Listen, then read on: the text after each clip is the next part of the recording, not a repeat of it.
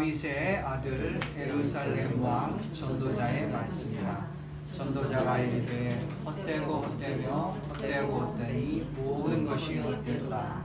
해 아래에서 수고하는 모든 수고가 사람에게 무엇이 유익한가? 한 세대는 가고 한 세대는 오되 땅은 영원히 있도다.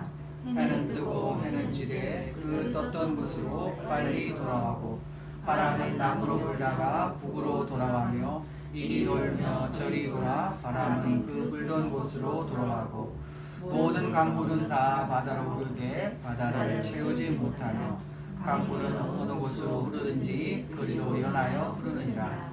모든 만물이 피곤하다는 것을 사람이 말로 다 말할 수는 없나니 눈은 보아도 족함이 없고 귀는 들어도 가득 차지 아니하도다. 이미 있던 것이 후에 다시 있겠고 이미 한 일을 후에 다시 할지라. 해 아래에는 새 것이 없나니 무엇을 가르쳐 이르기를 보라 이것이 새 것이라 할 것이 있으리라. 우리가 있기 오래전 세대들에도 이미 있었느니라. 이제 세대들이 기억됨이 없으니 장래 세대도 그 세대와 함께 기억됨이 없으리라. 아멘. 기도하시겠습니다.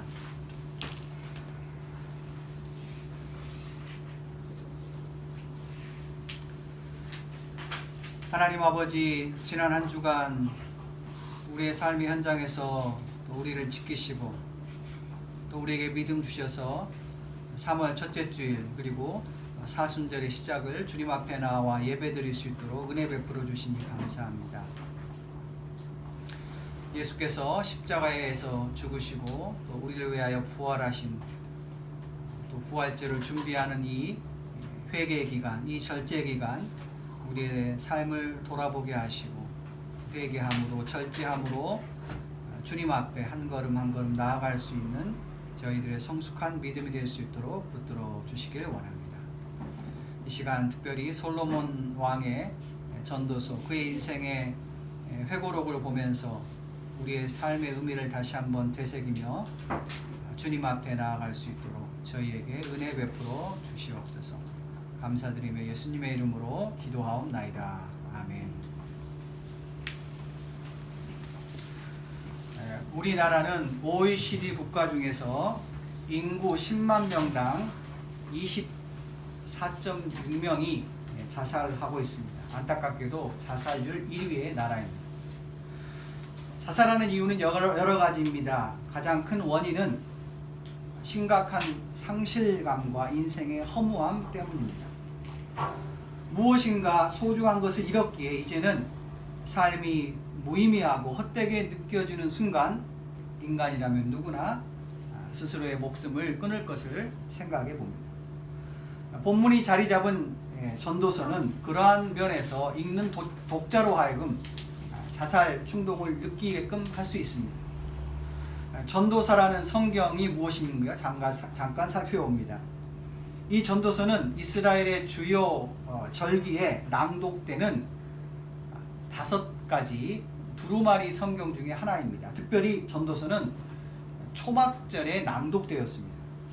유대인들은 텐트, 초막에 거하면서 과거 그들의 선조들의 40년 광야 생활, 그 힘든 기간을 기억합니다. 초막과 같은 인생살이가 언젠가는 끝이 나고 결국 이 세상을 떠나야만 한다는 진리를 되새깁니다. 한때 이 전도서는 성경 66권에서 제외된 적이 있습니다. 그 이유는 첫 번째, 하나님의 고유 명사인 야훼라는 단어가 전도서에서 한 번도 사용되지 않습니다. 그리고 그 내용이 허무주의, 비관주의를 옹호한다고 오해했기 때문입니다. 저와 여러분이 오늘 읽은 말씀 속에서도 이러한 부정적인 단어들을 우린 쉽게 접할 수 있습니다. 헛되다, 무엇이 유익한가, 채우지 못한다, 피곤하다, 다 말할 수 없다, 족함이 없다, 가득 차지 아니한다, 새 것이 없다, 기억됨이 없다. 그러나 이러한 오해는 일시적이었습니다. 역사의 흐름 속에 교회 공동체는 전도서에 숨겨져 있는 하나님의 뜻을 올바르게 이해하기 시작했습니다. 이 시간은 전도서에 담긴 하나님의 진리를 살펴보고 묵상하기를 원합니다. 이전의 말씀을 제가 다시 한번 읽습니다. 전도자가 이르되 헛되고 헛되며 헛되고 헛되니 모든 것이 헛되도다. 여기서 헛되다라는 단어는 히브리어로 하벨이라는 단어이고 전도서에서 27번 사용됩니다. 이것은 구약 성경 39권 중에서 무려 2분의 1 이상이 바로 전도서에서 사용되고 있습니다. 이 하벨이라는 단어는 원뜻은 증기, 호흡을 의미합니다. 그리고 그 의미를 확대하면 실체가 없다, 덧없다, 허무하다, 아무 결과가 없다, 부조리하다, 불합리하다라는 의미합니다. 다시 말해서 헛되다라는 단어는 하나님을 떠난 인생의 허무함과 무의미함을 상징하고 있는 것입니다. 인터넷 파워블로거 백산이라고 닉네임의 한 시를 소개합니다. 시의 제목은 억새의 푸년입니다. 한 줄기 바람에 묻어 날아와서 이름 모를 들판에 털을 잡고 푸른 꿈을 펼치며 억세게 살아왔네. 꺾이지 않고 살아남기 위해 바람을 지팡이 삼아 흔들흔들 휘어져 살다 보니 어느덧 백발이 되었네. 찬바람이 불 때마다 사그락사그락 추워서 울어도 세상 사람들은 백발이 보기 좋다고 웃어대니 처량한 내 마음을 저 흘러가는 구름은 아려나. 억새의 힘든 세상살이, 그러나 사람들은 알지 못한다는 거죠.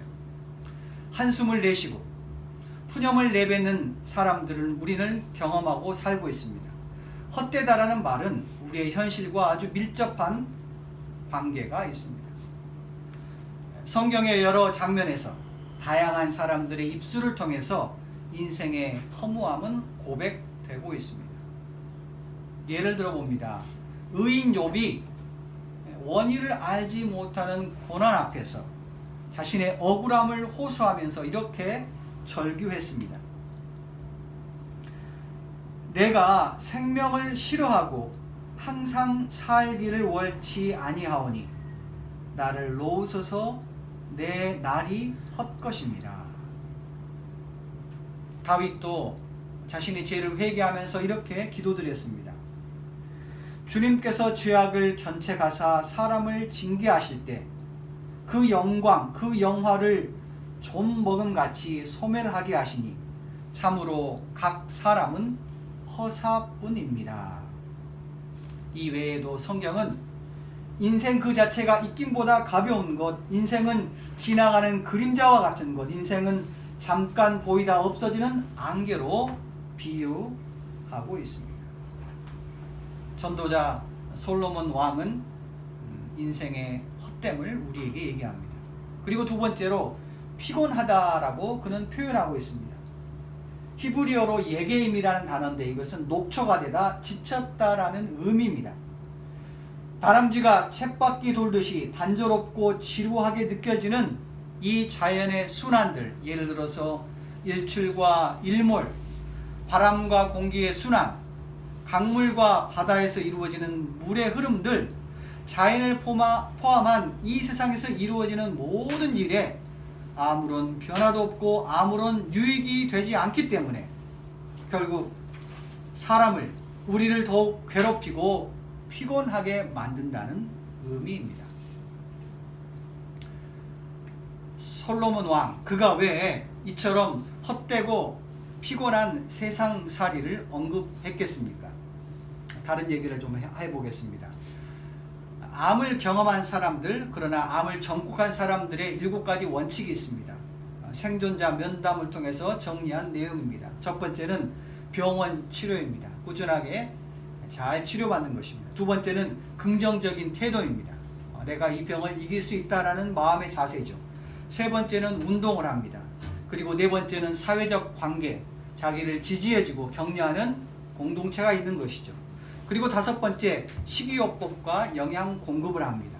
그리고 여섯 번째, 일곱 번째는 창조적인 사고와 영적인 삶을 영위했습니다.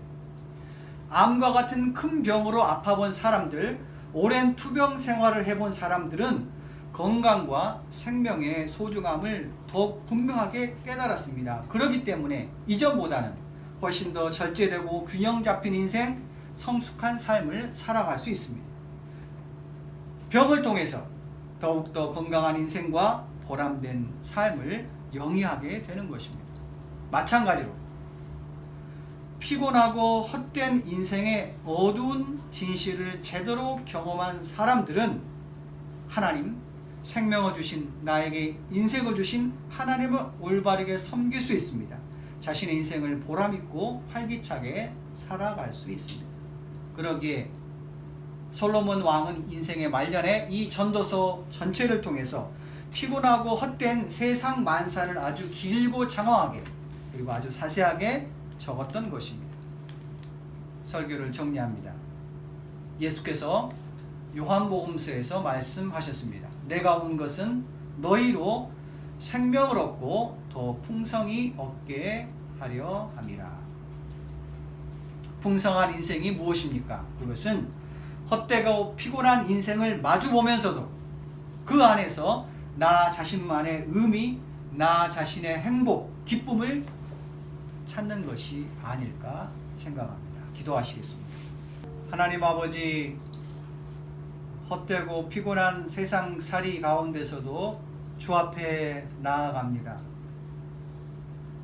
우리에게 참 기쁨과 인생의 만족을 허락하여 주시고 은혜 베풀어 주시옵소서.